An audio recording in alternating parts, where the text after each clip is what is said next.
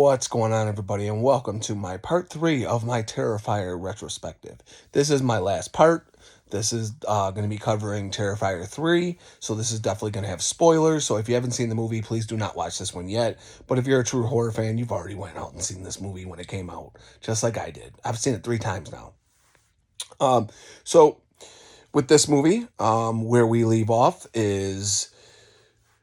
Since our last adventure, Sienna and Jonathan has survived the Miles County massacre at the Terrifier amusement park, as we saw in Terrifier 2.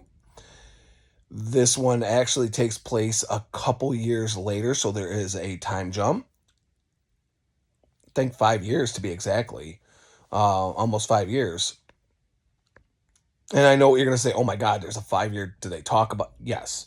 So they pick up the first opening scene that you're going to see is the infamous scene that you saw from the trailers. And that's the Christmas scene of him dressing up as Santa at the house. This one's played out very violently, as you would think.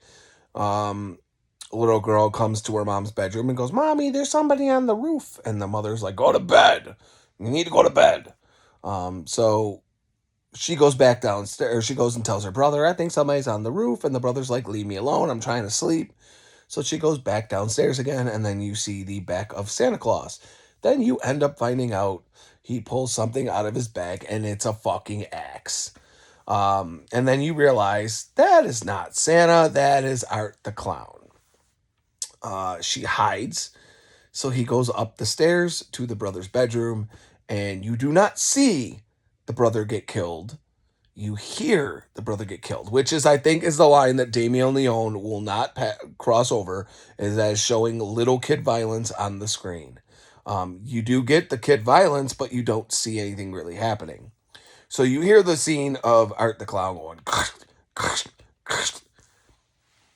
and then he walks away, turns the light off, and goes to the mother's room. The mother is sleeping. The father is sleeping as well, and you see Art the Clown go to his side of the bed and just start hacking his ass up.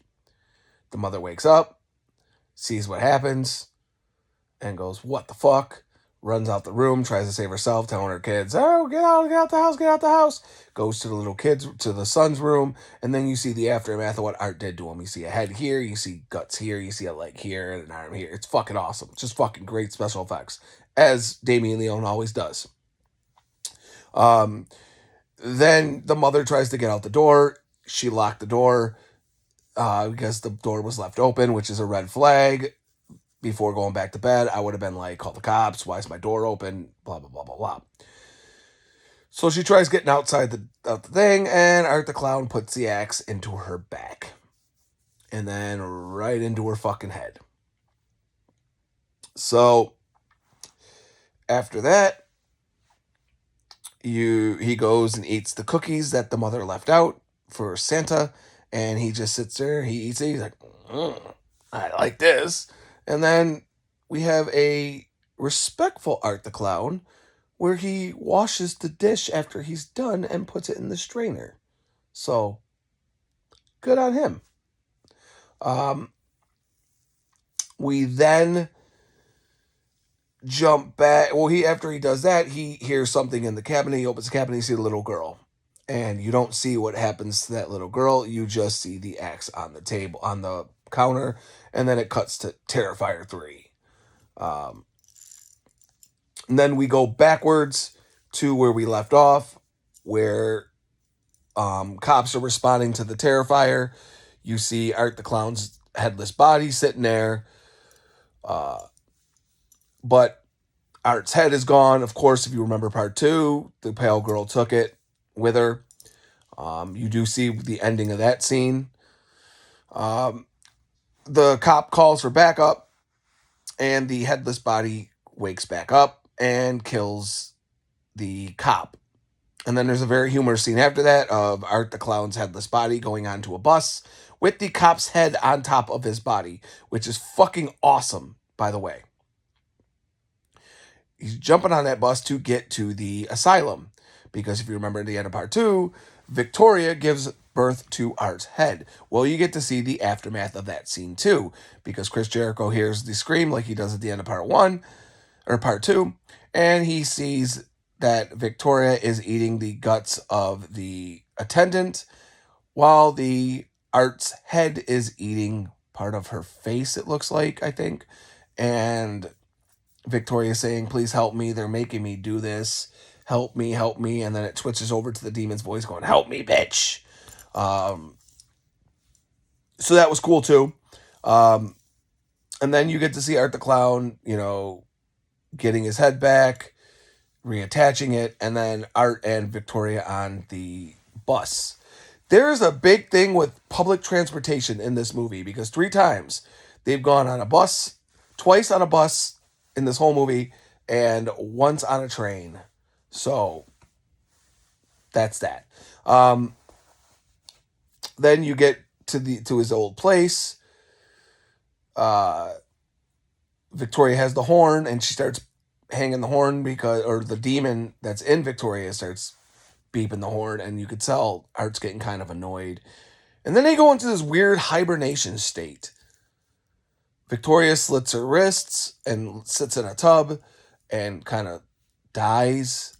And Art sits in a rocking chair and rocking, and then it fast forwards 5 years later, which is the period now, which is weird. I never understood the whole hibernation state, but whatever. Then we move on, and then we find out what's happened to Sienna and Jonathan and all of that. So this movie, hands down, is really, really dope. I like the Christmas theme. I think that it's awesome. I love the continuing mythology and story. They're going with this angel demon aspect. I know a lot of people are like, "Oh, the pale girl's not in here. Pale girl's not in here. It's fucking kind of shitty." And they literally sum that up in one line. The demon needs a vessel to jump into. The pale girl, the pale girl demon, whatever you want to call her, she was not real. That was the form that she showed herself as. She didn't have a vessel at that moment. That's why only Jonathan and Sienna could see her.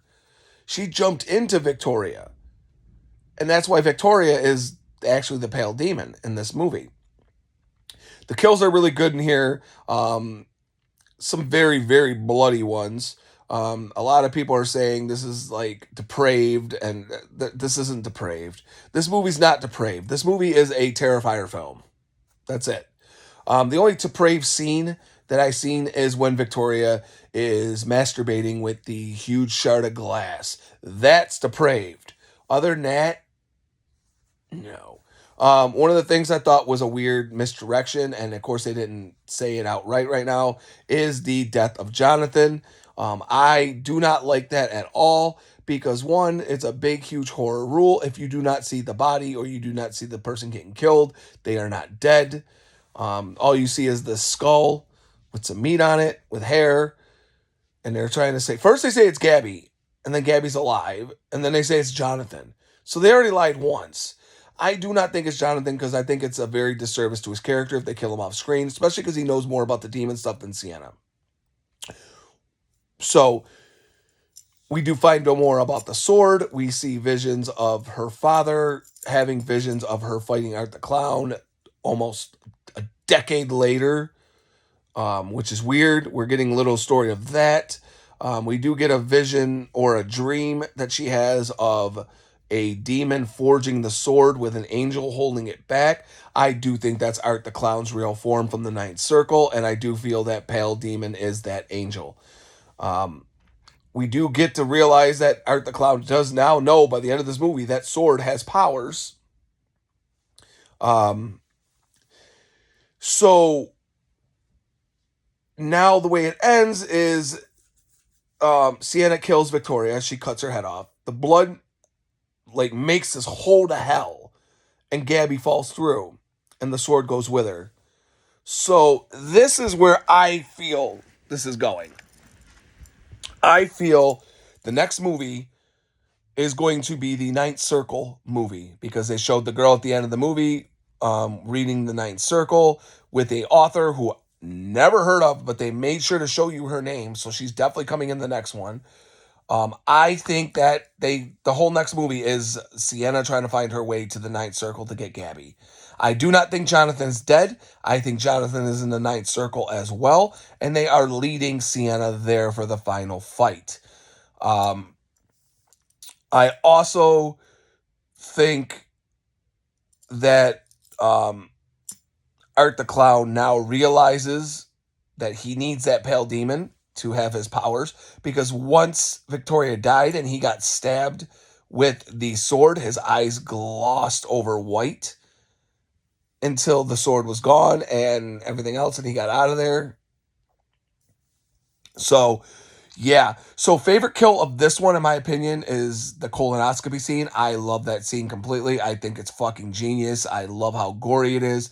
I would have to say my second favorite scene or favorite kill scene in this movie is the rat scene where he puts the tube down the ant's throat and puts the rats down her throat and cuts her throat open and the rats crawl out. It's fucking gross. Sienna, again, gets the shit kicked out of her in this movie. She is the only final girl, in my opinion, who just gets the shit fucked up out of her every movie. Even Sydney, Jamie Lee Curtis, yeah, they get fucked up, but not like Sienna. Sienna gets fucked up. So those are my favorite kills. I think it's leading to the Ninth Circle, which is literally Dante's Inferno. But in Damien Leone's mind, I am so about it. So this wraps up my retrospective for Terrifier, the Terrifier series. I hope you guys enjoyed. Definitely give each one a check out. There's 3 parts of this. This is my 3rd part. And definitely give a like and subscribe, please, so I can do more stuff going forward. So until next time, stay creepy, my friends.